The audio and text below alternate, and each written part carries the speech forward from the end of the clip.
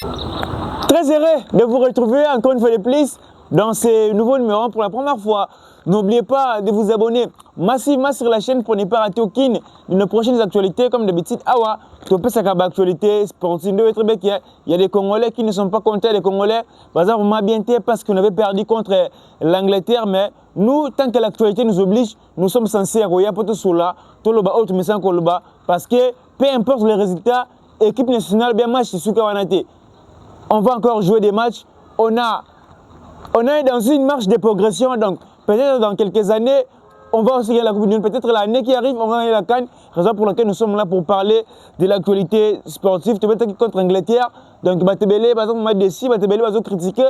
Mais ce que moi, je peux vous dire en bref, avant de commencer l'analyse du match RDC-Angleterre, on a critiqué Zati. Nous tous, on avait regardé le match. On a vu comment tu bêtis. Déjà, les premiers objectifs, c'est notre qualification Coupe du Monde après 50 ans. Tant que tu es qualifié pour du monde, tu comme la compétition, donc tant qu'il y a des compétiteurs, il est acquis, tout est jusqu'au bout. Mais on a fait l'essentiel, on a fait match contre le Portugal, on a perdu contre la Colombie, on a gagné l'Ouzbékistan, puis on a perdu contre l'Angleterre. Oh, te tenir vraiment face à face, donc dira à 75e minute, oh, te bête l'Angleterre, c'est Angleterre, après la dernière minute, Angleterre a couché Bisso débit. Pour le 2-1, on doit féliciter nos joueurs. C'est une campagne encore exceptionnelle.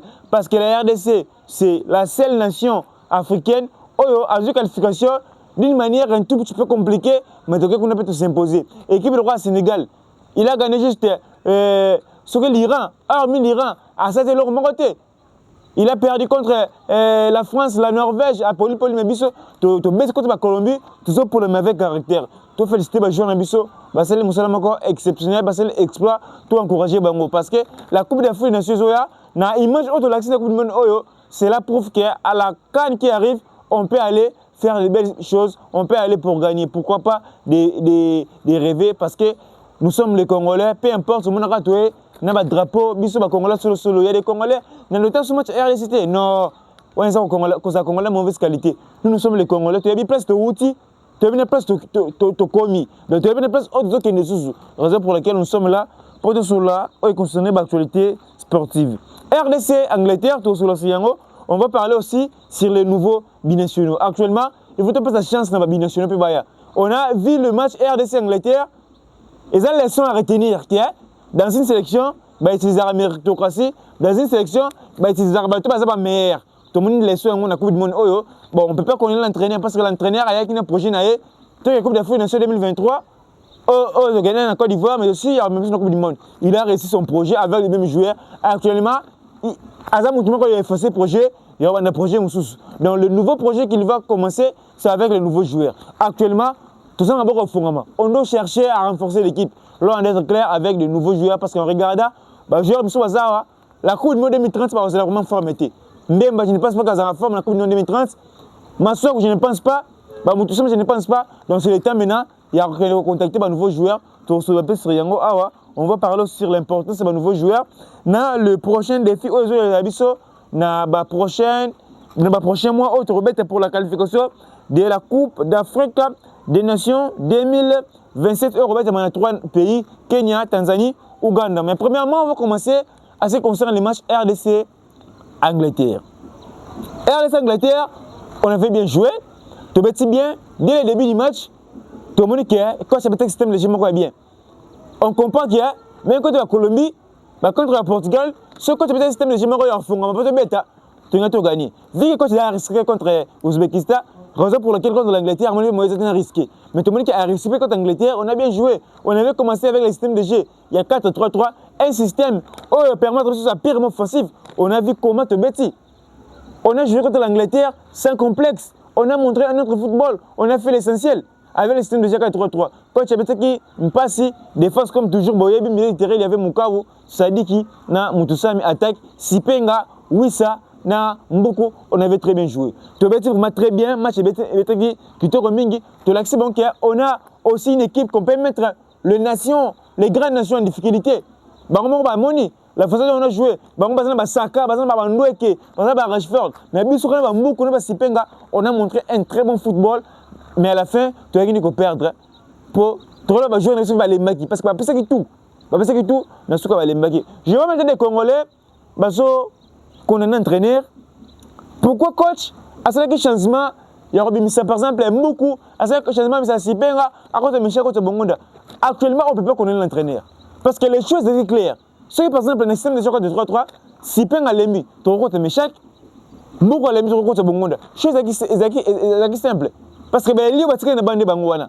On cherche aussi à marquer mais vous allez comprendre que entrée il y a Bongonda entrée Michel et déséquilibrer un peu match. Là on doit être clair. Performance au beaucoup Betty n'attend bon monde à côté tout le monde qui est déséquilibré vraiment match donc match vraiment comme il faut tout un échec n'a bon monde à côté par là vous allez comprendre que la majorité beaucoup mais si penga bazaka en forme dans club na bango bazaka en forme dans club na bango mais chaque la côté bazaka en forme dans club na bongo da même avec en forme c'est une compétition purement difficile pour Théo Bongonda. On a vu l'entrée de Théo Bongonda et là on monte Simbi donc on ne peut pas connaître l'entraîneur. Pour un coach, il y a Michel Kelia, il pardonne beaucoup. À côté de Michel, à côté de Sipeng, à côté de Bongonda. Non, le coach n'avait pas le choix. On cherchait à marquer. Toi qui n'as pas Portugal, l'Angleterre, tu peux tout Sibir. Vous avez remarqué, tant que tu es égalisé, tu as vu qu'au Sibir, il y a un bâti de débit. Mais si tu es en Angleterre, tu es en football, tu es en Sibir. Tu es en bêta, tu es en Kanga, tu es en Tcha. Je crois que tu es en choité. À côté de Michel, on a vu que Bongonda, il n'était pas. Dans la logique des choses, il n'était pas un joueur qui méritait jouer la compétition. Il n'était pas un joueur qui méritait jouer la Coupe du Monde. Il était à côté. Mais chez Kélia, il n'était pas en forme aussi pour jouer la compétition. Là, on est très clair. Tout le monde, Sipenga était en forme avec son club. On a vu dans des titularisations, Sipenga, c'est un joueur phénoménal. On a vu beaucoup dans des titularisations contre l'Ouzbékistan, contre l'Angleterre. C'est un joueur phénoménal parce que Zagin est un de jeu. Mais des joueurs, côté tout le monde qui est vraiment important à remémorer la Coupe du Monde. Mais on ne peut pas connaître l'entraîneur parce que l'entraîneur, il avait déjà son projet. Ce qu'on a fait, c'est déjà l'essentiel. Mais actuellement, ce qu'on doit dire en bref, c'est donner la chance aux binationaux. Mais bon, ce que ça fait, on doit appeler les binationaux pour avoir une équipe nationale. Les binationaux pour avoir une équipe nationale. Tu as des détails qui après 30 Michel Kelia, après non, on avait bien joué. Parce que dans notre tour il faut d'abord regarder l'équipe où est en face de Nabiso. On va la défense de Bango, on va une attaque. Il faut une équipe où est Nabiso. Avant tout, on a critiqué les joueurs. Mais nous ne sommes là pas pour critiquer, mais tout la vérité. Tout la vérité. Actuellement, on donne la chance aux binationaux. Tout bien, on va binationaux, on va une équipe nationale pour tout le monde importance de Bango Zalaki. Importance de Bango Zalaki, quand on va jouer Moussa Zalaki, on va déjà entraîner Bango Zalaki vraiment bénéfique. Comment on va jouer Moussa coach à sélectionner qui va entraîner Bango Zalaki vraiment bénéfique. Jouer le roi Gali Kakuta, on doit être clair. Pourquoi on sélectionne qui? Si il était sélectionné pour montrer un plus, mais dans le match, bon, on a Kota. Tout le monde a Gali Kakuta Koti, mais rien. Parce qu'il y a frappé par Moussika, contrairement avec Bassadiki. À tout cas, on ne faut pas péter. Mais coach a joué qui est pour le nid. On doit être clair. Si on regarde de l'autre côté, on voit l'un de Bissika. Mais pourquoi quand tu sélectionnes l'un de Bissika? À sélectionner, il n'y a pas sélectionné, il n'y a pas récompensé. Donc ce sont des joueurs, on va nous mériter dans le côté, mais quand tu as bien un projet, tout ça peut exploiter, il y a aucun Moussika, mais actuellement, toi qui nous convainc que les joueurs Wana. Toi qui nous convainc que les joueurs Wana, il y a pas l'équipe nationale Bissou. L'équipe nationale, tu remets derrière moi l'icolo. Mais là, comme les foot nationaux, et c'est tout prouvé. C'est tout jeté sur les dommages. Et c'est tout prouvé. C'est vraiment que nous sommes des retours. Nous sommes des retours. Parce qu'il y a des nations comme la Côte d'Ivoire. La Côte d'Ivoire a compté 4 participations à la Coupe du Monde. Mais c'est la première fois qu'on a la 16e de finale. Mais la deuxième participation, tu as une 16e de finale avec caractère. On a joué contre l'Angleterre, mais avec caractère. À l'Angleterre, tu as habitué à grand joueur, mais on a joué avec caractère. Mais c'est maintenant le temps de préparer à venir. Quand on va venir, tout va binationaux, le code doit enlever de sa tête que non, on doit faire la continuité avec les gars qui écoutent avec les gens de Bissika. Non, en 2030, si on a des gars qui écoutent aux alatés, je ne pense pas qu'il m'en sort aux alatés, même aux alatés. Donc, la prochaine défaut, c'est le temps d'aller appeler Magoma Bayawana. C'est le temps d'aller appeler Bamayoulou, de chercher Bamayoulou Bayawana. Important, c'est de Yangwana. Parce que tu es là, dans le football, tu es là qui est là, place de commis. Dans la prochaine compétition, pour la Coupe du Monde, il faut commencer au-delà. On te donne la 16e de finale. Et ça, la bise passe. Mais on voit qu'on est heureux, on est fiers. On n'a pas encore de salir. Mais tu dis que dans la prochaine Coupe du Monde, tout ça sous une difficulté.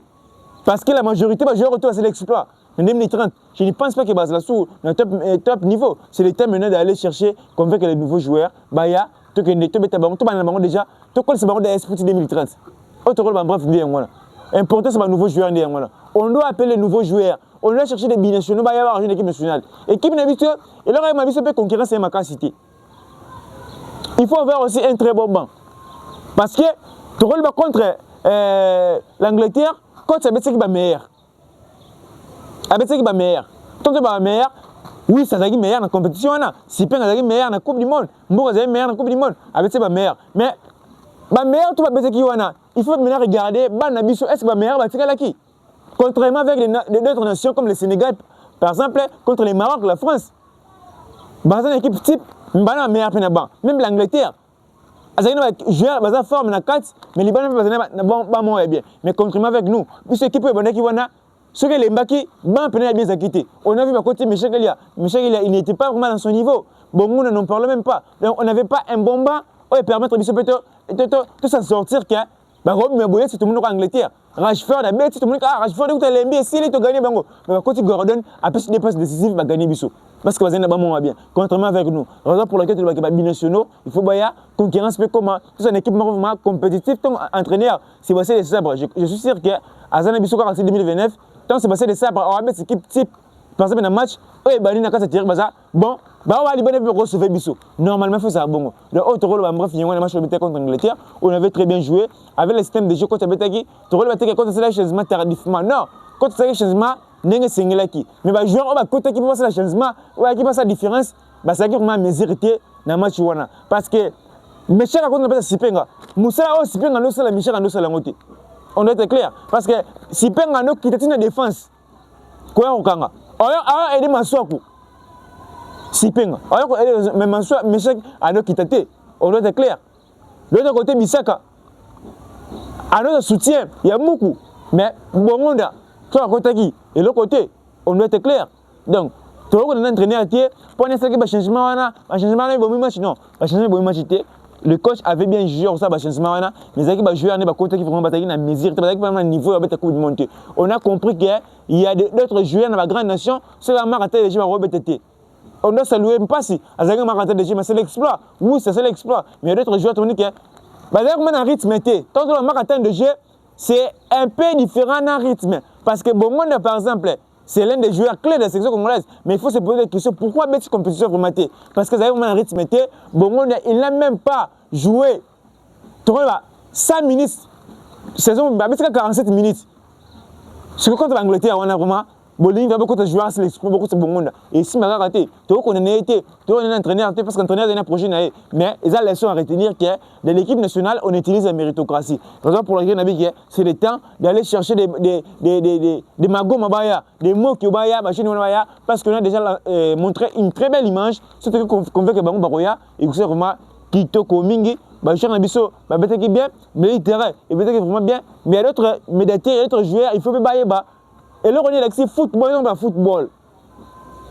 Je vois Sadi qui jouait un bon football, mais ce sont des militaires, permettez-moi, un peu limités. Pour moi, je vois aucun militaire congolais actuellement à un niveau, il y a Kebano. À un niveau beaucoup.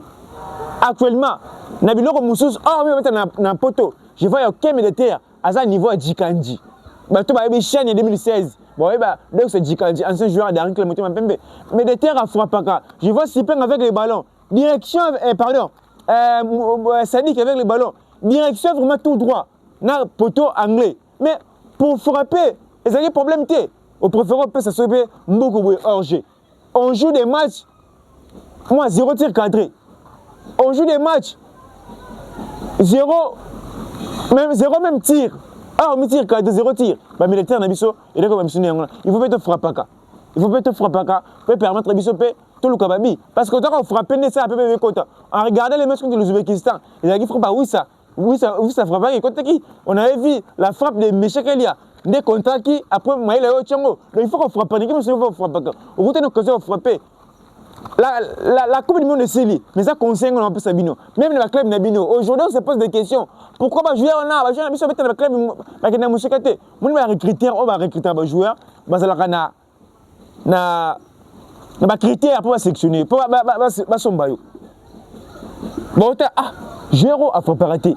Ce que nous football na biso to frappe ka musique. Bon, sombayo te, et ça conseille na peu Sabino. Même dans le club Nabino, bon better ba saison moment va zéro tir cadré. Au mata attends, zéro bi, et ça, il faut arrêter. Il faut risquer, au frapper. Moi, je frappe quand tu vas en Angleterre. Et combien de temps on peut tout frapper? Mais avec nos militaires, avec nos joueurs, ce n'était pas le cas. On doit saluer Sipenga qui a fait un match exceptionnel contre l'Angleterre. Par là, contre moi aussi personnellement, je vois comme s'il avait précipité le choix de signer dans Almeria, dans la deuxième division espagnole. Parce que dans le football,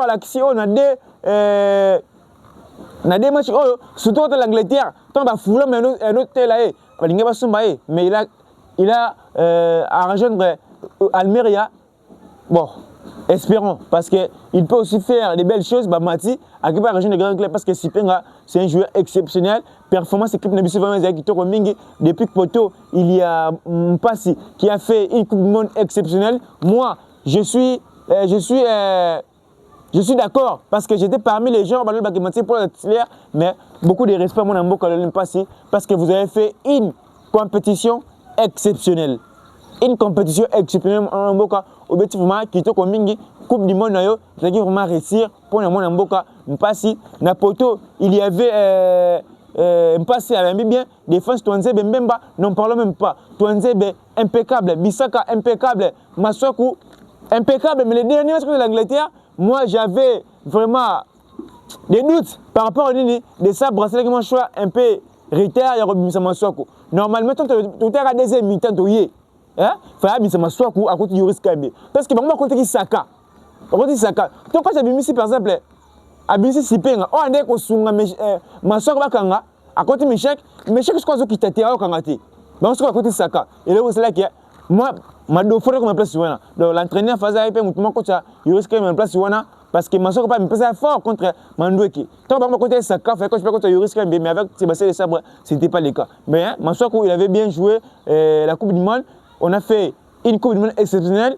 Coup de chapeau à vous, Arti Massokou, milieu terrain, Sadiki, Mouka, Moutoussami, exceptionnel. Attaque, oui, ça, Sipenga beaucoup, exceptionnel. Bilan Abisso, c'est vraiment positif parce qu'il y a des nations, on va féliciter Bissot. On est éliminé à la Coupe du Monde, mais on va féliciter Bissot parce que comme il y a des nations, il y a des nations, c'est la première fois qu'on m'a donné. Autos affaires, Bissot Moko, tu critiques les joueurs, mais tu vas oser la vérité, tu vas la liboso et les parce qu'après la CAN, après la Coupe du Monde, au Maroc, à combien de demi-finale, tout le monde qui est, à ce moment rythme, joueur, on doit révoquer la France, meilleur origine du Maroc. De la même manière, il mange tout l'axi, tout convainc que le joueur en Toubaya, tout un équipement solide, Coupe des Nations en 2027, tu rebêtes pour te gagner. Parce que le football, tu l'axi, si tu as une Coupe du Monde, tu as une Coupe des Nations, tu as une phase de poule, tu as une quart de finale. Ils ont été mingutés. Tout est développement avec l'esprit organiser compétition là, il y aura bien un nouveau joueur Baya. Tout le projet bien, on a déjà qui est bien. Tu organises vraiment compétition aux Oya et que cela vraiment qui te commingi. Les prochains défis qualification, il y a Coupe d'Afrique des Nations et en septembre. Qualification Coupe d'Afrique des Nations en septembre. Tout le monde va jouer rebellé, va rejoindre l'équipe nationale pour la première fois parce que des joueurs, on va déjà pour rejoindre, mais vu que les coachs sont prochain, coach avait un gars gardé à Bakambu, Banzawana. Tout le monde est déjà. Tout le monde est déjà. Pour être clair, on a joué tout le combien de matchs 11 matchs dans des cannes. Plus, na coupe tu petit match de contre Portugal 1 2 3 4 matchs. Donc 15 matchs dans des compétitions, dans 3 compétitions pardon. Bakam match ka bimako. Banza tete Maïla Chebimoko. On comprend qu'on a un peu beaucoup de difficultés na attaque na biso. On a joué 4 matchs na Kanya Maroc, on a joué 7 matchs. Na Kanya Côte d'Ivoire, 11 matchs, on a joué 4 matchs ici contre la Coupe du Monde. Ça fait 15 matchs, dans 15 matchs, on a Bimoko pour Mayele, Bimoko pour Bakambu, 0 pour Banzi. Par là, on comprend même si l'entraîneur il avait son projet, mais c'est le temps de changer les projets. Il y aura un film pour le Baya, il y aura un nouveau joueur Baya, te permettre de jouer Moussouba Kene. Parce que, oh, c'est un qui te sale, tout sali. On a vu des bandes, bête, match tout, qualification de la Coupe d'Afrique, qualification de la Coupe du Monde, la Coupe du Monde, 0 but marqué. même Moussou Bana zéro frappe. 4, bah joueur le quoi Banza on a zéro frappe. Mais tu critiquer bien toute la vérité. Vu que le prochain entraîneur de Kokisami, tu as éliminé, c'est le temps vraiment pour nous on a baya, tu peux c'est bonne chance. Bon peut baya tout ba kalmu on a baya. Tout le monde a ba taille hormone ba magoma on a baya, ba ranchi bola déjà l'équipe parce qu'avec l'entraîneur, tu vois qu'il est un peu boyé, ne ba kan iso ba ne ba qualification tout le monde ba ranchi bola. Non, ba joueur on a ba joueur important. Sauf que tu as un esprit, vous avez récompensé, bah joueur important au même bango. On doit être clair. Parce que, comme le roi, nous sommes sur le bas anglais, parce que nous avons bien. Mais bien sûr, joueur, on va continuer joueur. Fait que c'est bon. Sauf maintenant, tu mets quelque chose solide, vraiment, tu mets que yindi bo. Quand tu as arrangi bola, bah gari que kuta, mais bah arrangi bola, bah gari que kuta, bah il tu bisika important c'est le bango zakini. Coach kaka mais bango parce qu'il a bazaki na prochain entraîneur, mais vu que le projet déjà Sili Abou Pia, c'est le temps leur monde un nouveau joueur Mago Mabaya. La qualification Coupe d'Afrique nationale en septembre, tu as un nouveau joueur Baya, tout préparé na bango, dès tu rebeta quand aux en 2027. Donc Makambo, il y a un premier analyse d'image pour quand ça qui boue, ça la boue, tu as gagné. Non, on n'est pas là-bas. On doit être fier de nous. On doit être fier de nous, na Oyo Sali. Juste avant na Mboko, on doit être fier de nous na Oyo Sali. C'est l'une des plus grandes compétitions au monde. N'a pas ce commis on a qu'on luttait contre l'Angleterre, ce n'était pas une chose facile. Ce n'était pas une chose facile. Tout fait, c'était jouer dans Bisso. Maintenant, la vérité, les joueurs sont mérité. C'est le temps de redécouvrir un nouveau joueur. Pour moi, ce qui est important, c'est que dans autre rôle, bref, il y a en septembre, à qualification Coupe d'Afrique des Nations Banda. Des boys très bien. Coupe d'Afrique des Nations, tous habitués à participer. Mais cette fois-ci, on ne va pas aller avec l'objectif de participer, mais aussi avec l'objectif de gagner. Coupe d'Afrique des Nations, tout un objectif de gagner parce que les images de la Coupe d'Afrique des Nations, pourquoi pas gagner, tout peut arriver. Tout peut arriver dans autre rôle. En bref, Yangwana pour l'équipe nationale, Nabiso, on est éliminé pour la Coupe du Monde. Bien, tout le monde est dans la nation africaine. Il y a toujours une difficulté. On ne comprend pas c'est quoi les problèmes avec l'Afrique. La Côte d'Ivoire a encaissé Bisso dans 86 minutes. Bisso a encaissé dans 86 minutes. Le Sénégal a mené 2 à 0. Mathieu, 3 buts à 2. On ne comprend pas c'est quoi les problèmes avec Bisso en Afrique. Donc, Zamba Soumakaka, Maramoutou comme ça bien. Un jour, un pays africain aux Coupe du Monde. On soutient les Maroc parce que les Maroc c'est un pays africain. Peu importe, tu soignes un pays africain. Mais un jour, même mon pays, la RDC, va gagner la Coupe du Monde. Moi, ça fait mal parce que tu es éliminé. Mais pas vraiment 100% parce que c'est une fierté pour nous. Compétition, tu découvres pour la première fois. Pour la première fois, notre coach va jouer pour va gagner. On a tout donné, l'équipe de l'Allemagne va louer. L'équipe de la Turquie, Pays-Bas, Lumwe va être habitué. Donc, Bisso, tu es fier de Bisso. Mais un jour, on est sûr que notre pays doit gagner la compétition. Notre pays doit gagner la Coupe du Monde. Notre pays doit gagner la Coupe d'Afrique des Nations. C'est plutôt bon. Parce qu'en regardant, en 2015, nous sommes dans le top 3. Tout le Sénégal va s'acquitter. Actuellement, le Sénégal va gagner la Coupe d'Afrique des Nations. Tout le monde va mettre la finale. Tout le monde va mettre la Coupe du Monde. Mais Bisso, ça se trouve toujours une difficulté. Ça fait mal. Mais on est sûr et certain qu'un jour, moi aussi, je serai devant la télé bien. Dans le stade, dans le match, pays dans la Coupe d'Afrique des Nations, ou bien Coupe du Monde, dans la Syrie. Tant que tous les Congolais, un jour, autre rôle, parce que Sébastien Desabre, il avait eu une triste nouvelle, il avait perdu son père. Information de la vidéo, Sébastien Desabre avait perdre sa maman. Mais selon les informations en possession, à Koufeli Papa. Donc, je vais revenir sur ça. Mais quand on lance l'entraîneur Sébastien Desabre, je pense que c'est qui tourne mingi, bilan qui tourne mingi. Parce que actuellement, c'est le meilleur entraîneur sélectionneur congolais. C'est le meilleur sélectionneur. C'est peut-être 4. C'est le meilleur sélectionneur. Ouais, à qualifier sur le 74, il était le meilleur dans le moment. Mais à commencer à la 16e pied. Tu gagnes un match marocain. Mais actuellement, le meilleur entraîneur congolais, c'est l'entraîneur Sébastien Desabre. Projet Noé Sili, c'est l'état de viser d'autres choses pour l'avenir. Autre rôle, on va venir. On a aussi des moussons qui toko. Sébastien Desabre, à Zanabiso, c'est en 2029. Sébastien Desabre doit quitter. Sébastien Desabre, non, Sébastien Desabre, à ça, problème, les problèmes des Akara. Il y a un projet, il y a bien un joueur, tout mais vu que projet Sili, on doit créer le nouveau projet avec de nouveaux joueurs, avec des jeunes aussi pour l'avenir. De autre rôle, bref, Yolande Bisso, président du monde, je vois les boss, le monde, Namona qui appelle après match. On est vraiment fiers de nous. Je vois Mike Moukadi là, on est ensemble, la vie continue. La Coupe des Nations arrive. En 2027, on va aller pour gagner. On va aller pour gagner. Comme tu sais bien, ingénieur Lazare Kamanza, la communauté congolaise depuis les États-Unis. On a vu le soutien total des Congolais aux États-Unis. On a vu le soutien total des Congolais dans le Mexique, dans le Canada, dans le Congo.